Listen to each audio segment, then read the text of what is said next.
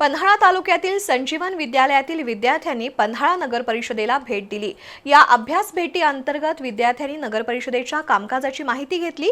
मुख्याधिकारी आणि कर निरीक्षकांनी विद्यार्थ्यांना प्रशासकीय कामकाजाची माहिती दिली। सह्याद्रीच्या कुशीत वसलेल्या पन्हाळा नगरीत संजीवन विद्यालयाच्या विद्यार्थ्यांची अभ्यास भेट ज्ञान, अनुभव आणि करुणेचा त्रिवेणी संगम ठरली। विद्यार्थ्यांनी पन्हाळा नगर परिषदेला भेट देत नगर व्यवस्थापनाच्या पैलूंचा अभ्यास केला। मुख्याधिकारी चेतन कुमार माळी यांनी विद्यार्थ्यांशी संवाद साधत प्रशासकीय कार्यपद्धतीची माहिती दिली। कर प्रणाली, स्वच्छता मोहिमा, नागरिकांची कर्तव्ये आणि पर्यावरण संवर्धन यांसारख्या विषयांवर विद्यार्थ्यांनी विविध प्रश्न विचारत ज्ञानसाधना अधिक व्यापक केली। टॅक्स ऑफिसर रवींद्र कुमार यांनीही कर व्यवस्थेचे बारकावे सांगितले। विद्यार्थ्यांना व्यवहार ज्ञानाची देणगी दिली। त्यानंतर विद्यार्थ्यांची पावलं बालग्राम संस्थेकडे वळली, जिथं मायेच्या उभेसाठी आसुसलेल्या चेहऱ्यांनी त्यांचं स्वागत केलं।